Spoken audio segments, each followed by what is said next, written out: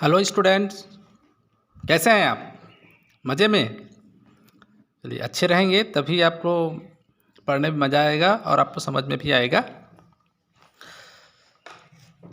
आज हम देखेंगे भाग विधि से वर्गमूल ज्ञात करना। मैंने पिछले वीडियो में बताया था कि अभाज्य गुणनखंड विधि से वर्गमूल ज्ञात करना, तो उसमें हम ऐसी संख्याओं का वर्गमूल ज्ञात करते थे जो पूर्ण वर्ग संख्या हो। और मैंने उस वीडियो में कहा भी था कि आगे हम भाग विधि से वर्गमूल ज्ञात करने के बारे में बात करेंगे और ऐसी संख्याओं का हम वर्गमूल ज्ञात करेंगे जो पूर्ण वर्ग संख्या नहीं है। तो जैसे कि 25 पूर्ण वर्ग संख्या है, उसका वर्गमूल 5 आता है, लेकिन 24 जो है पूर्ण वर्ग संख्या नहीं है, क्योंकि 16 पूर्ण वर्ग संख्या है, 4 का वर्ग है और 4 के बाद 5 का वर्ग 25 आता है। अर्थात 25 और 16 के बीच में जो संख्याएं हैं जैसे 24, तो उसका वर्गमूल निकालेंगे तो वो 5 और 4 के बीच में आएगा। एक पूर्ण संख्या प्राप्त नहीं होगा, जो भी मिलेगा वो दशमलव वाले संख्या प्राप्त होगा हमें। तो चलिए निकाल के देखते हैं 24 का वर्गमूल।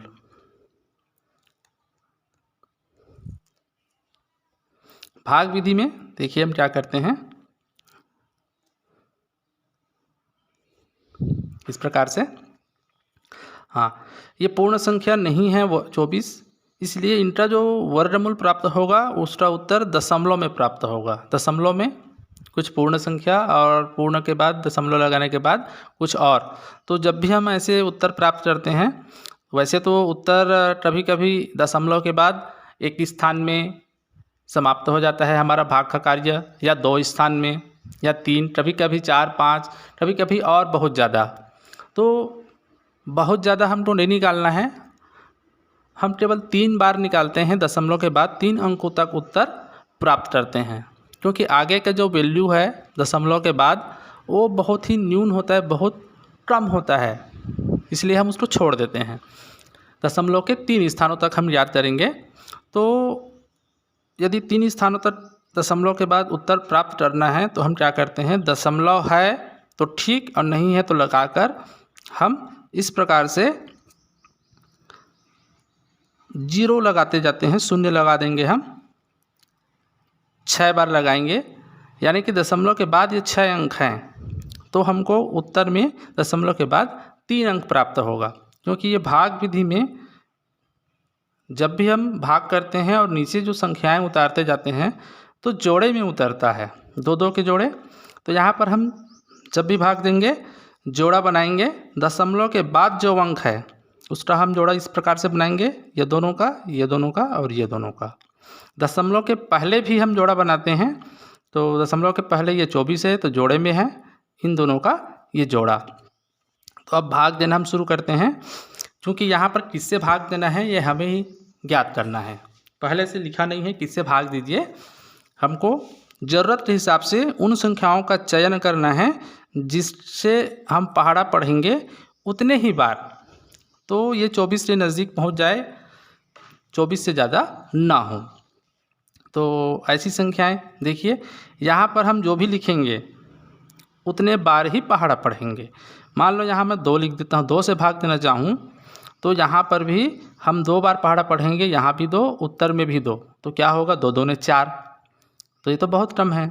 ऐसे आगे बढ़ेंगे तो 3 3 9, 4 4 16 और 5 करेंगे तो 5 यहाँ लिखूँगा तो 5 बार पहाड़ा पढ़ रहेगा, 5 पंचे 25 जो ज़्यादा हो जा रहा है, इसलिए हम क्या करते हैं 4 लिखते हैं और 4 बार पहाड़ा, ये हमारा उत्तर है ऊपर वाला। तो 4 का पहाड़ा 4 बार पढ़ेंगे तो 4 4 16, 5 नहीं, 5 लिखेंगे तो यहाँ भी 5 लिखना पड़ेगा। ऐसा नहीं है कि यहाँ 5 लिख दिए यहाँ 4 कर दिए, 5 4 20, ऐसा नहीं। तो जो भी यहाँ लिखेंगे उतने ही बार पहाड़ा पढ़ेंगे, यानी कि उत्तर भी उतने ही लिखना है। तो 4 4 16। अब हम इसको घटाएंगे,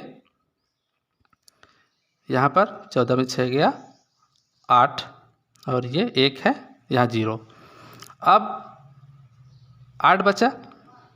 अब हम क्या करते हैं, ये दशमलव के बाद वाले अंकों को अब उतारते हैं जोड़े में। तो दशमलव के बाद वाले अंकों को जैसे ही हम उतारते हैं तो उत्तर में हमारा यहाँ दशमलव लग जाता है, उसके बाद ही दशमलव के बाद के अंकों को उतारेंगे। ये दोनों उतरेगा एक साथ।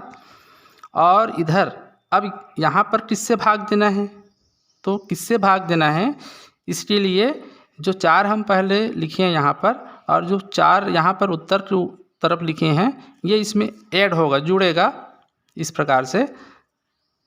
तो यहाँ आएगा ये 8, एक अंक तो प्राप्त हो गया 8। अब इसमें हम इकाई के अंक और लाएंगे और उतने बार ही पहाड़ा पढ़ेंगे इस 800 को कटाने के लिए। जैसे कि यहाँ मैं लिखता हूँ 1, तो ये बन जाएगा 81।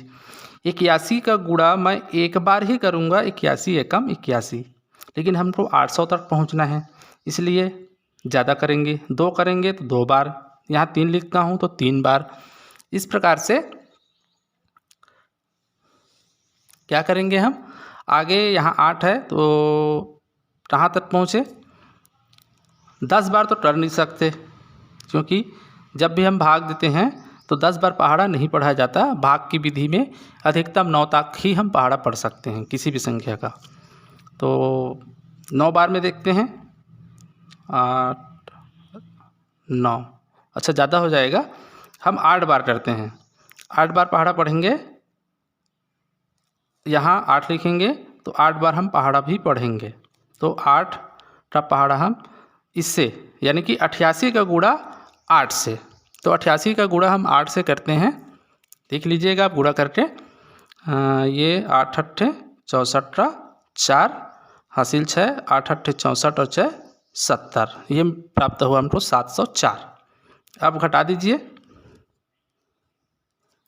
ये हुआ 6 और ये 9 है, यहाँ से चला गया है, ये 9 बचा है और ये 7 बचा है, तो ये 0, 96 96 बचा। और अगली बारी अब इन दोनों जोड़ों को उतारने की इस प्रकार से, और यहाँ पर जो भाजक है जिससे भाग दें ये प्राप्त करना है, तो बताया हूँ ये आपस में यहाँ आकर फिर ऐड हो जाएगा और ये 96 आया।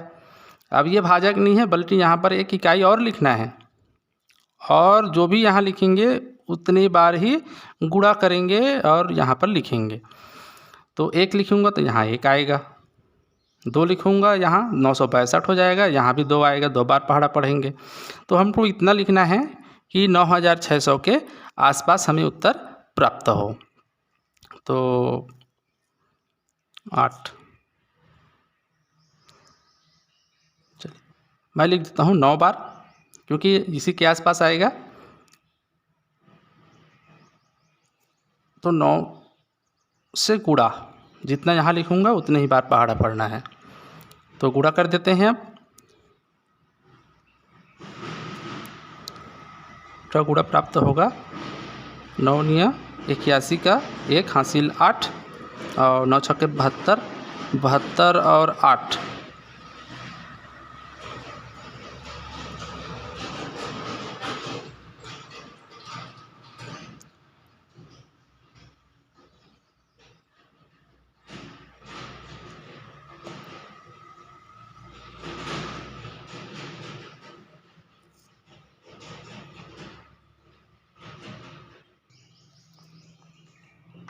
चलिए देखते हैं।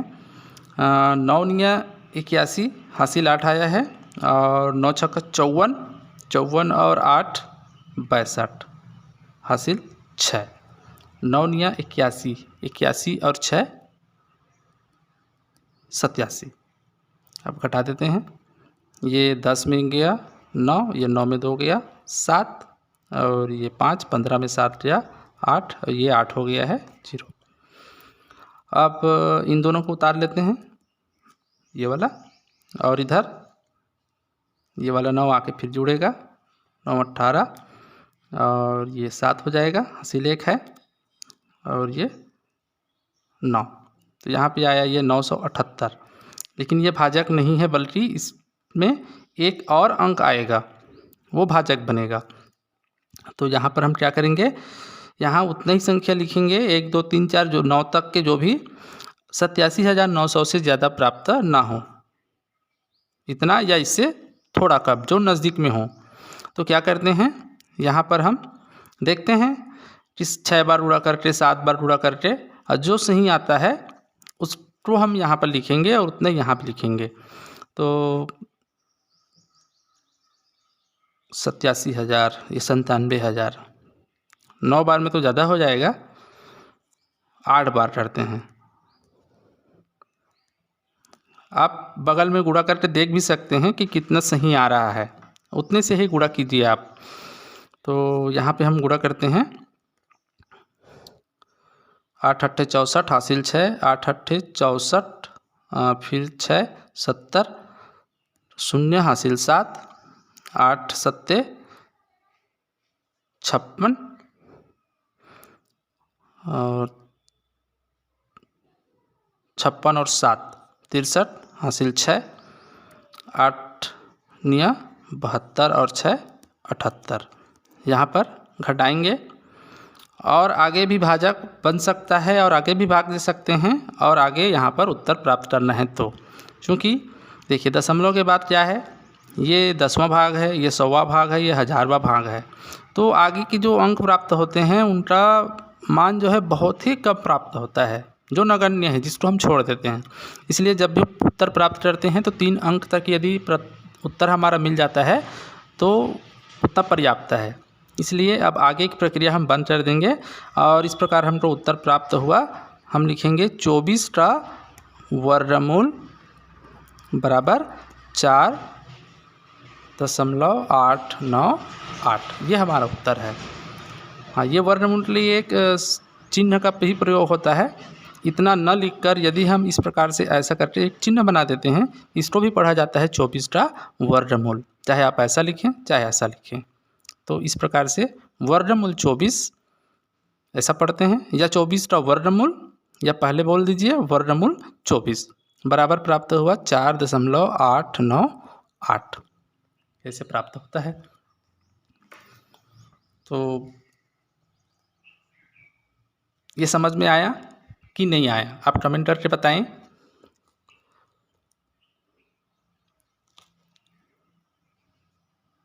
ठीक, नेक्स्ट वीडियो में फिर मैं ऐसे ही एक और आपको कुछ सवाल जिनका भाग विधि से वर्गमूल निकालना है मैं बता दूंगा।